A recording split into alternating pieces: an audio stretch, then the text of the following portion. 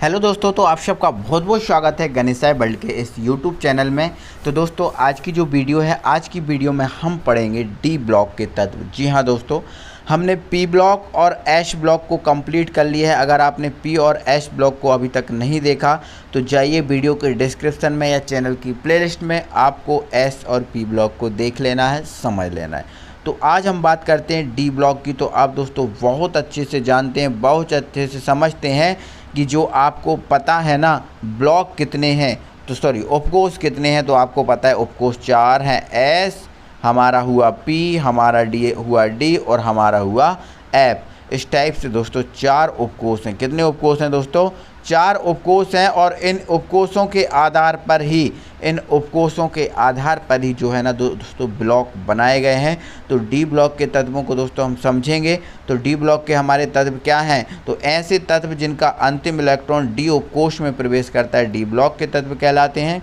ठीक है, उपकोष में प्रवेश करता है, डी ब्लॉक के तत्व कहलाते हैं। डी ब्लॉक के तत्वों को दोस्तों आपको बताते हैं एस और पी ब्लॉक के तत्वों के मध्य रखा गया है। कहाँ? आपको दिखा देते हैं, आपको बता देते हैं दोस्तों।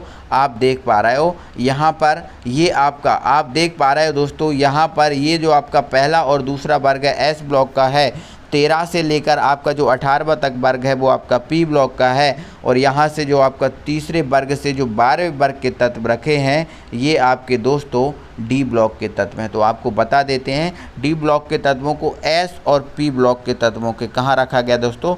मध्य में रखा गया है। और मध्य में रखा होने के कारण मेरे भाई आपको बता देते हैं, मध्य में रखा होने के कारण ही हम सिर्फ आपका जो डी ब्लॉक के तत्व हैं, इन डी ब्लॉक के तत्वों को संक्रमण तत्व कहते हैं। तो विशेष तौर से इसको याद रखना है। संक्रमण तत्व क्यों कहा जाता है डी ब्लॉक के तत्वों को? क्योंकि आपके जो डी ब्लॉक के तत्व हैं वो एस और बी ब्लॉक के तत्वों के मध्य अर्थात वर्ग 3 से वर्ग 18 तक रखा गया है, इसलिए इन्हें डी ब्लॉक के तत्व कहते हैं। और एक और बात, इन्हें डी ब्लॉक के तत्व कहने का सिर्फ कारण ये भी है क्योंकि ये एस और ये बा, यहाँ बा है, एस बा पी ब्लॉक के तत्वों के समान व्यवहार प्रदर्शित करते हैं। और आपको दोस्तों बहुत अच्छे से पता है, जो एक दूसरे के संक्रमण से जो रोग फैलता है उसे हम संक्रमण रोग कहते हैं। क्या बोलते हैं? संक्रमण रोग कहते हैं। जो एक दूसरे के कारण एक दूसरे के संपर्क से जो रोग फैलता है उसे संक्रमण रोग कहते हैं। तो जो डी ब्लॉक के तत्व एस और पी के समान व्यवहार प्रदर्शित करते हैं, इसलिए इन्हें हम बोलते हैं संक्रमण तत्व। तो आपको ध्यान रखना है डी ब्लॉक के तत्वों को क्या बोला जाता है? संक्रमण तत्व बोला जाता है। ठीक है, अब बात हम दोस्तों कर लेते हैं डी ब्लॉक के तत्वों के इलेक्ट्रॉनिक विन्यास की। तो ये बात आपको समझना जरूरी है। आपको बता देते हैं दोस्तों, डी ब्लॉक के तत्वों का जो सामान्य इलेक्ट्रॉनिक विन्यास होता है वो होता है आपका n-1। एक सेकेंड दोस्तों, हाँ क्या होता है? n-1 डी 1 से 10। आपको पता है डी में 10 इलेक्ट्रॉन जाते हैं। कितने इलेक्ट्रॉन जाते हैं? डी 10 इलेक्ट्रॉन जाते हैं। तो n-1 डी 1 से 10। और यहाँ पर आपका सेकेंड कॉमा लगा के लिख लेना ns1 से 2। ये इसका सामान्य इलेक्ट्रॉनिक विन्यास है। आप अपनी राइटिंग में अच्छे से कॉपी पे लिख लेना। ठीक है, तो ध्यान रखना डी जो आपका डी ब्लॉक के तत्व हों उनमें डी को बाद में भरना चाहिए, लेकिन पहले भरा जाता है ना, इसलिए इसमें n-1 होता है क्योंकि अंत में भरा। जैसे मान के चलो हमारे किसी का भी हम क्या कर रहे हैं, परमाणु क्रमांक या इलेक्ट्रॉनिक विन्यास कर रहे हैं, तो इसमें 5 कक्षक हैं। किसके 5 कक्षक हैं? 5।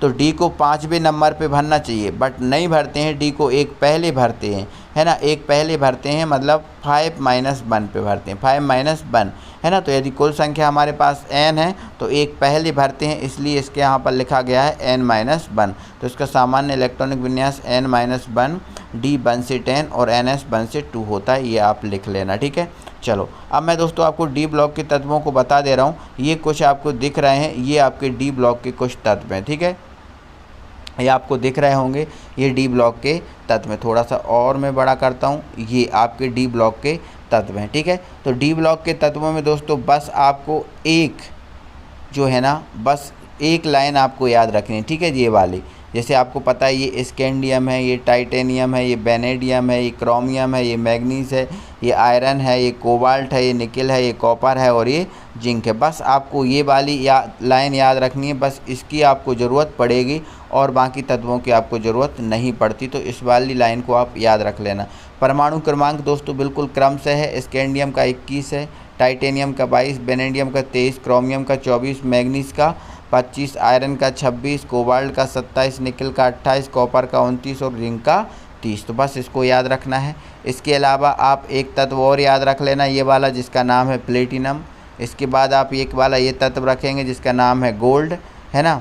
आप एक और तत्व रखेंगे जो है आपका Hg मरकरी, ठीक है। आप Ag वाला रख लेंगे जिसके बोलते हैं हम क्या, सिल्वर। क्या बोलते हैं, सिल्वर। तो आपको जितने मैंने गोले लगाए हैं, जितने तत्वों को बताया है, बस इन तत्वों को याद रखना है और ज़्यादा और तत्वों को आप याद नहीं रखना, कोई दिक्कत नहीं है। क्लियर हुआ दोस्तों। तो आपको ध्यान रखना है ऐसे तत्व जिनका अंतिम इलेक्ट्रॉन डी उपकोष में प्रवेश करता है डी ब्लॉक के तत्व कहलाते हैं। अब दोस्तों आपको मैं डी ब्लॉक के तत्वों की कुछ विशेषताओं को बता देता हूं, क्योंकि ये भी आपके लिए जानना ज़रूरी है, ठीक है। तो आपको दोस्तों बता देता हूं डी ब्लॉक के तत्वों जो हैं, इनकी जो पहली विशेषता है वो ये है कि डी ब्लॉक के तत्वों को वर्ग 3 से 12 तक रखा गया। कोई दिक्कत नहीं, बहुत अच्छे से जानते हो।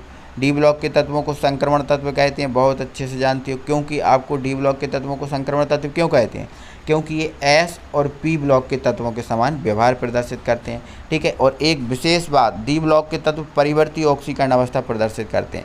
अब यदि आपको क्वेश्चन में कभी पूछ लिया जाए किस ब्लॉक के तत्व परिवर्ती ऑक्सीकरण अवस्था प्रदर्शित करते हैं, तो आपका आंसर क्या रहेगा, डी। क्योंकि डी ब्लॉक के तत्व कभी 1 करते हैं, कभी 2 करते हैं। जैसे आपने देखा ही होगा जो आपका कॉपर है, क्या है, कॉपर है, इस कॉपर पे 1+ भी होता है और जो कॉपर होता है इस पर 2+ भी होता है। आपने देखा होगा आयरन पे 2+ भी होता है, आयरन पे 3+ भी होता है। कारण क्या है, तो ये परिवर्ती ऑक्सीकरण अवस्था प्रदर्शित करते हैं। परिवर्ती का कारण क्या है, तो परिवर्ती ऑक्सीकरण अवस्था इसलिए प्रदर्शित करते हैं क्योंकि डी ब्लॉक के तत्वों के पास बहुत सारे अयुग्मित इलेक्ट्रॉन होते हैं, अयुग्मित इलेक्ट्रॉन होते हैं इसके कारण, ठीक है। अब अयुग्मित इलेक्ट्रॉन क्या होता है, तो दोस्तों आपको बता देते हैं, आपको समझा देते हैं थोड़ा सा, है ना, थोड़ा सा आपको समझाते हैं अयुग्मित इलेक्ट्रॉन क्या है। जैसे दोस्तों आपको पता है डी में कितने कक्षक होते हैं, 5 कक्षक, 1 2 3 4 5। जैसे मान के चलो यदि आपका जो डी है और डी में केवल कितने इलेक्ट्रॉन है, 5, तो एक इसमें भर जाएगा, एक इसमें भर जाएगा, एक इसमें भर जाएगा और एक इसमें और एक इसमें। तो यहाँ पर 5 इलेक्ट्रॉन है, यदि 6 होती है तो फिर इसमें भर जाता। तो आप देख रहे हो सिंगल जो इलेक्ट्रॉन है वो अयुग्मित इलेक्ट्रॉन होते हैं और डबल इलेक्ट्रॉन होते हैं युग्मित। तो इनके पास बहुत सारे अयुग्मित इलेक्ट्रॉन होते हैं, बहुत सारे सिंगल इलेक्ट्रॉन होते हैं डी ब्लॉक के पास, इसलिए ये जो है ना परिवर्ती ऑक्सीकरण अवस्था प्रदर्शित करते हैं, ठीक है। चलो अगला हमारा पॉइंट है 4th